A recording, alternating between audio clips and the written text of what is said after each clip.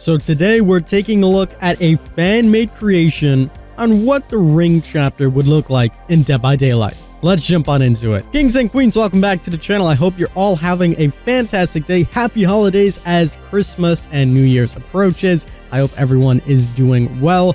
There's no camera on because my camera stand broke, but I will be getting a new one quite soon. But I digress. In today's video, we are going to be taking a look at a few fan-made creations of what the Ring chapter will look like in Dead by Daylight. This is going to include the powers of the killer as well as some perks, and it could give us a better picture of what's to come in the game. Now, we made our own theory on what the power could be, but these are full-blown, actual, well-put-together theories, so it'll be fun taking a look at them. I encourage you guys to go and support the creators of these posts as well. I'll leave the links down below. These are quite old, but they can still use some good appreciation. And with that being said, let's go ahead and talk about it. So the first one that we have on the list is from Serafina, and they posted this 9 months ago, and this is actually based off of Samara, the American version of the Ring. So let's go ahead and take a look at what they have created. So they have created the power called Samara's Vengeance. The power is called the Curse.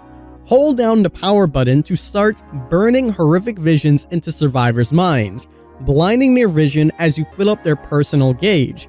When it's filled, the survivor is infected with the curse and is unable to perform any actions.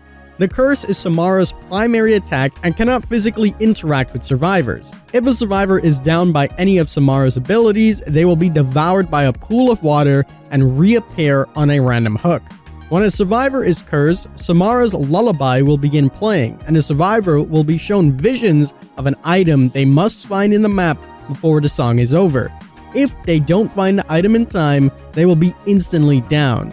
If the survivors collects the item, they must find Samara's well and offer the item in order to live another day. 7 days. Once the survivor is cursed for the first time, a counter will begin. Day 1. The survivor can't see their generator progress, and instead, terrifying visions will appear periodically as they attempt to finish it. Day 2. Other survivors will randomly appear as Samara. Samara will be alerted and can use the active ability button to teleport immediately to that survivor and injure the survivor and anyone else around them upon arriving. Day 3. Samara can use her psychic abilities to link two generators together and switch their positions. Day 4. Samara's passive visions begin to injure survivors when they're intense horrors. Day 5. Samara can no longer curse survivors, but her power ability can now hurt survivors when they reach full gauge. Day 6. All survivors are revealed as a television appears on the map. If any survivor stares at the television, they are stunned, and Day 7 immediately begins. Day 7. Samara enters the physical realm and can now instantly down survivors if she touches them.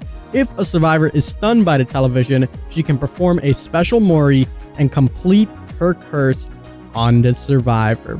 Wow, well put together and well thought out. This is very different from anything that we have personally thought of in our own theory, and that's why I thought it'd be a fantastic idea to take a look at this. It really does connect with the power, and it's just a different view that I honestly never saw coming. In our theory, we said that in 7 minutes you would probably die. This has a whole day system going on with 7 different days, and it's pretty damn cool. It also has lore-related things such as the water engulfing you and putting you on a random hook, similar to Pyramid Head's power, and having the ability to not necessarily be in the physical world, but be in the psychic world or the underworld, whatever you want to call it, and still managing to injure survivors based on a curse is pretty damn unique and awesome. I definitely see something like this happening where it's not really the physical world that the power is going to be taking place, but in a different spirit realm. It's pretty damn cool. Let's take a look at some of these perks and see what they do. The first one is Wickedness.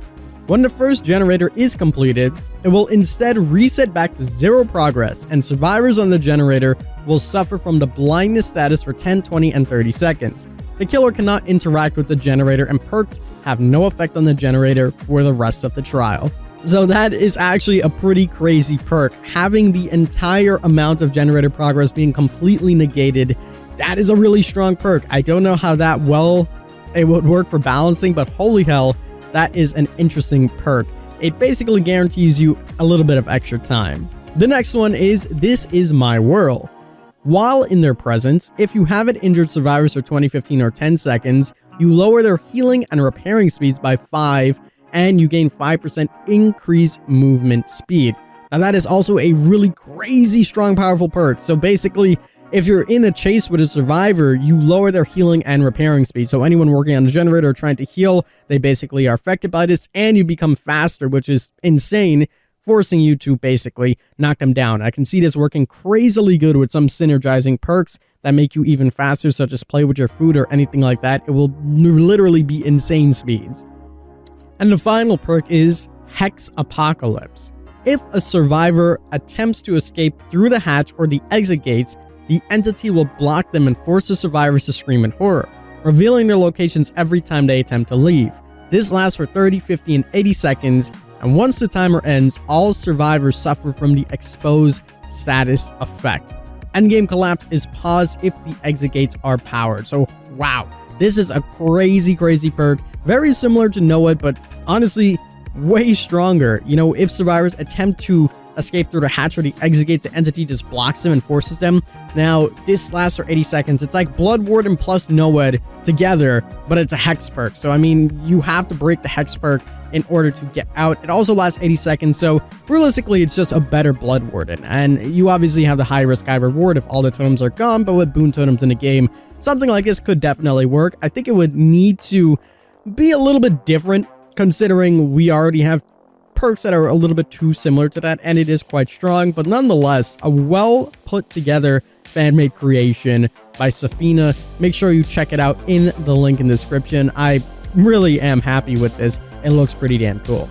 So the next fan-made creation we have on the list is by Blueberry Dwight. Now this is actually from 3 years ago. So Dead by Daylight was very different 3 years ago. So we're going to read the power. They also put some beautiful add-ons on the left, so that's really awesome. And we're going to take a look at the power, take a look at the perks, and see what it's like. And remember, keep in mind, this is 3 years old, so some of the balancing might be a little bit off and some things might be a little bit different, but nonetheless, we'll take a look and read it all. The killer's power is called Cursed Tapes.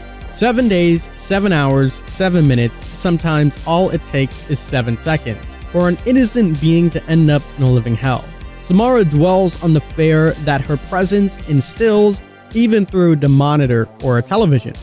The ring starts the game with no terror radius and remains invisible until a survivor has began working on a generator. Until unstealthed, the ring cannot attack, be seen or heard by survivors. For every completed generator, the ring's terror radius increases in size, 12, 18, 24, 36, and 48 meters. Around the map, in random locations, and next to every generator are cursed televisions. Using the secondary power initiates a small charge-up period. Upon completion of the charge, the auras of any survivor within a 4-meter range of the cursed television will be revealed to the ring. Pressing the action key will allow the ring to teleport to whatever television she's looking directly at, ending up with the ring climbing out of the screen. The screen lights up and displays a video of a well whenever the ring activates her power. The ring herself will only be displayed on the screen if she is crawling through the specific television. Crawling out takes a small amount of time. Additionally, for every completed generator, Cursed Tape's aura reading range is increased by 1 meter. Now again, keep in mind, as I mentioned before, this was made 3 years ago, so the power is a little bit more lackluster, but it's still lore friendly to the actual killer. Now, if they added a little bit more to this, I think it will be exactly what we were talking about in our own theories, where there's TVs around a map and they can teleport, then they have special abilities and therefore more incentive to play the character. With that being said though, let's take a look at some of these awesome perks. The first perk we have on the list is 7 days. For every generator repaired, 2, 3 to all, survivors receive a 12, 18, and 24% repair speed penalty. When all generators are repaired, increase your movement speed by 8, 10, and 12%. That is absolutely insane. In today's day and age, this would never work out, but still a very strong perk nonetheless, and maybe they could even look into something like this and make it a hex perk where every time a generator is repaired, there is a repair speed penalty. I think something like that would be more favorable, and maybe the increased movement speed is a bit too much, but as a hex perk, I could see this working. The next perk is Hopeless. Every time a survivor fails a skill check or is hit by an attack, gain a token. Upon reaching 9, 8, or 6 tokens, the next hit on any survivor will put them into the dying state and consume all tokens. This effect may only apply to each survivor once per game. I think this is a pretty cool perk. I've seen a lot of other folks talking about something like this, where every time you hit somebody, kind of like save the best for last, you will gain tokens, and when you reach the maximum limit, whether that's 6, 8, 9, you will be able to one-shot the survivor. I think that's quite nice. The final perk on the list is Steadfast. As long as your obsession is alive, every successful hit on your obsession increases your stun recovery and light resistance by 15, 25, and 40%. So this is pretty cool. This can be combined with a lot of other perks, and basically keeping one survivor alive makes you stronger. I can see some crazy builds that can be made with this, and I think it's quite nice overall.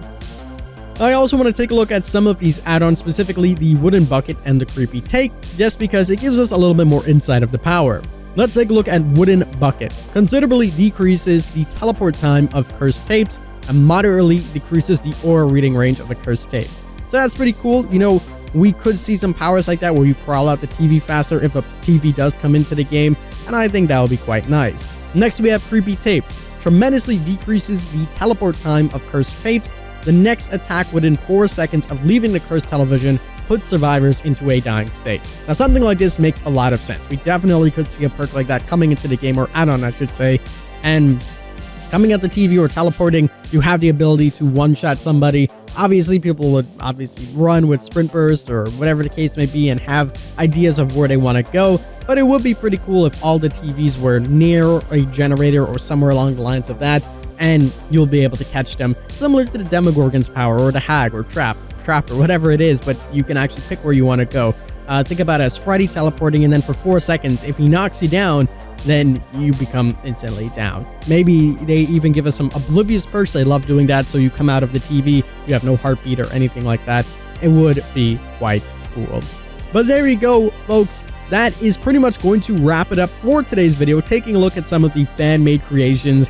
If you guys want to see more videos like this, let me know in the comments down below. I would love to take a look at a lot more fan creations. I think in our next fan-made video, we're going to be looking at some of the cosmetics that you guys have coming up with for all sorts of different characters. I think that'll be a lot of fun to see.